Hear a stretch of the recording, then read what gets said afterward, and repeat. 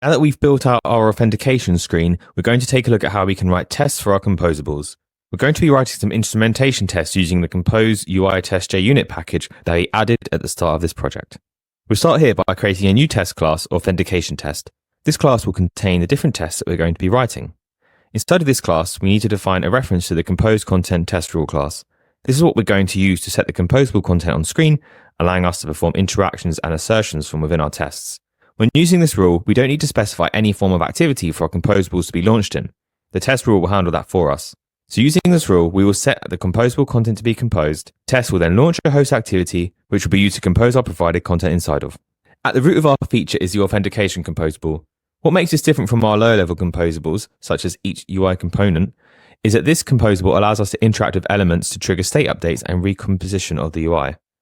This means that with the test for the Authentication Composable, we can assert not only that the expected UI components are being displayed, but also that any interactions with them result in the expected state being changed. With that said, we're going to start with some tests to ensure that the expected state is composed when the UI is interacted with. Within the Authentication Composable, the user can toggle between the sign-in and sign-up mode.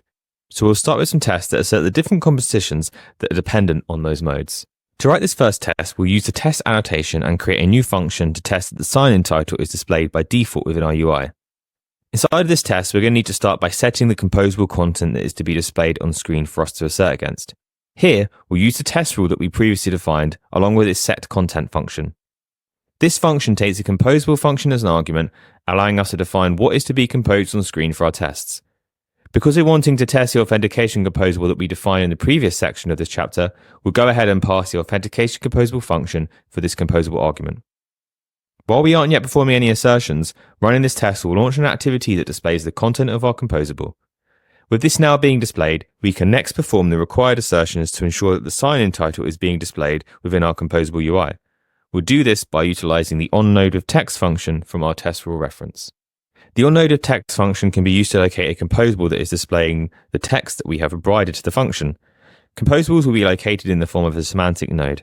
Because our composables are represented via semantics, in our test we are going to be locating nodes within our semantic tree. In this case, this is done using the onNodeOfText function, which will return us with a semantic node interaction reference to perform assertions against. For this test, we want to assert that the node is being displayed within our composed UI. So we're going to go ahead and utilize the assertIsDisplayed function. This is one of the assertions available on the semantics node interaction class, allowing us to assert whether this node is being displayed on the screen.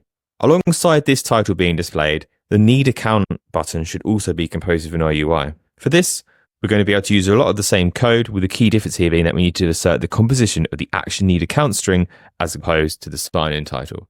So here we'll create a new test called Need Account displayed by default, set the content to our Authentication Composable, and then locate the node with the given string of the action need account. We'll then perform the action to assert that this is displayed within our UI.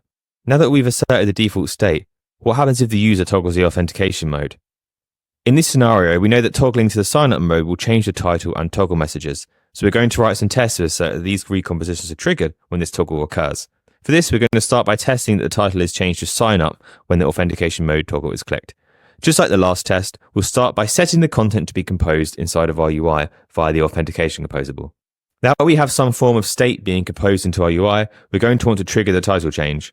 This will be done by clicking the Authentication Mode toggle button, which switches our screen from sign-in to sign-up state. For this interaction, we're going to use the performClick function. This is a gesture action that is available on the semantics node interaction class, allowing us to perform a click gesture on a specified node.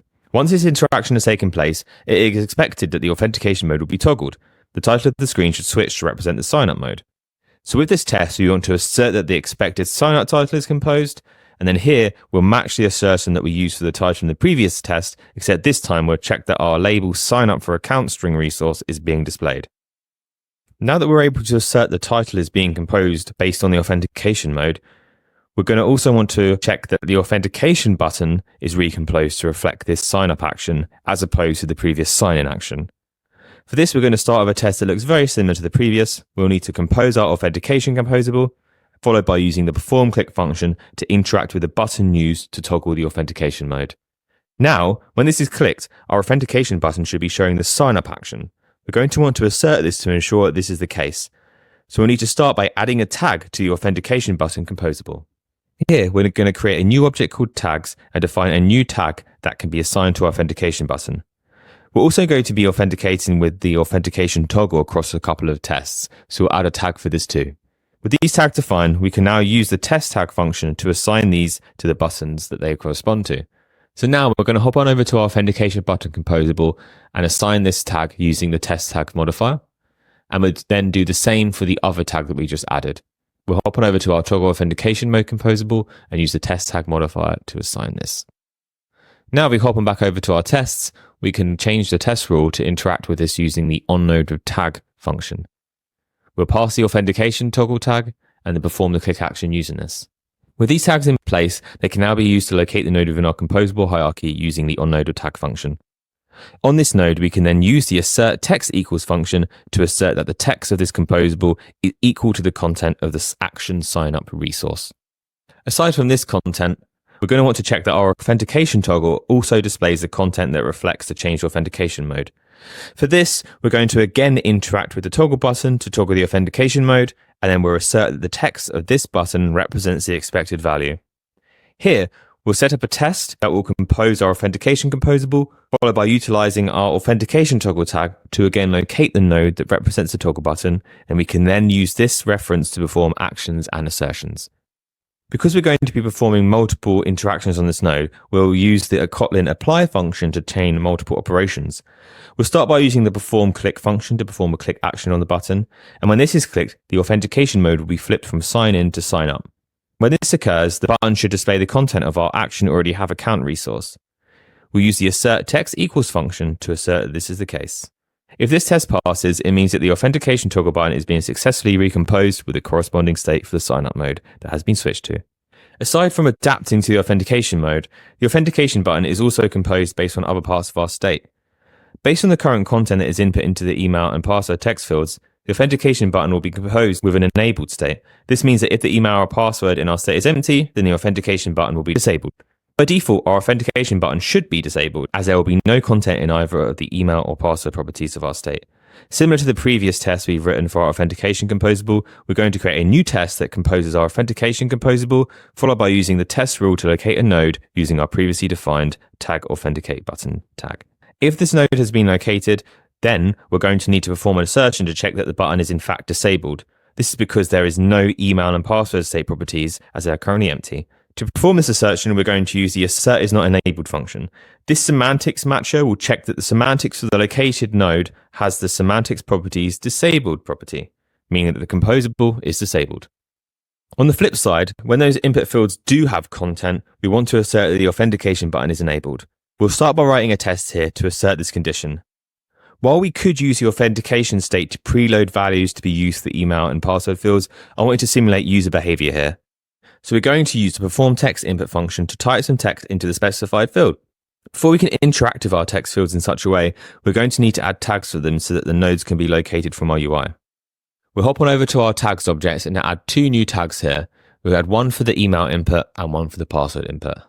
We then need to hop on over to each of these composables and add the corresponding tags using the test tag modifier. With these in place, we can then go ahead and use them in our tests.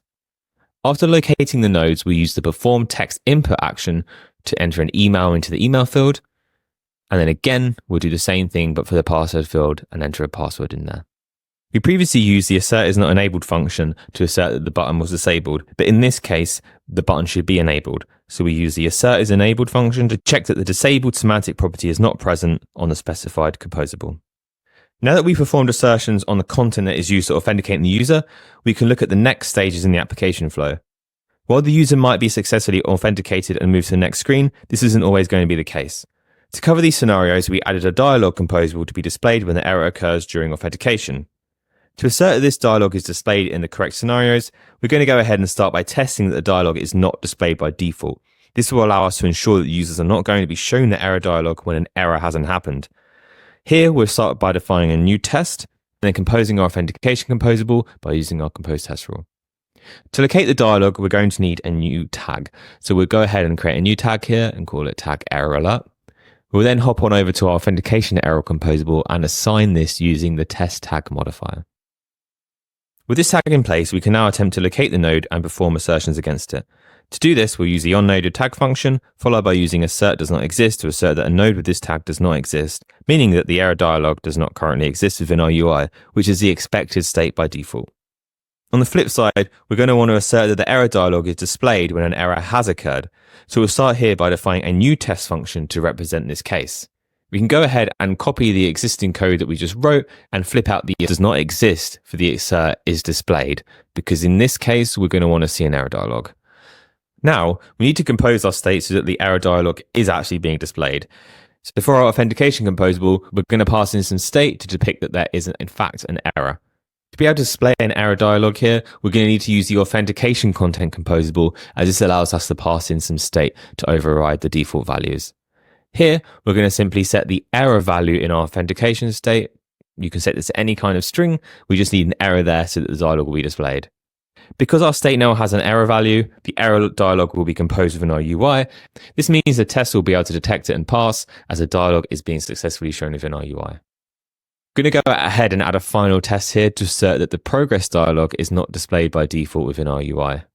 So what we're going to do here is we're going to start by adding a new tag to our tags object, and we'll call this tags progress. And then we're going to assign this to the progress indicator within our authentication content composable. Next, we'll go ahead and write a new test function. We'll simply call this progress not displayed by default. We'll then use the compose test rule to set our authentication composable, locate the node using the tag we just created, and then assert it does not exist. We're then going to want to assert that this is in fact displayed when the content is loading.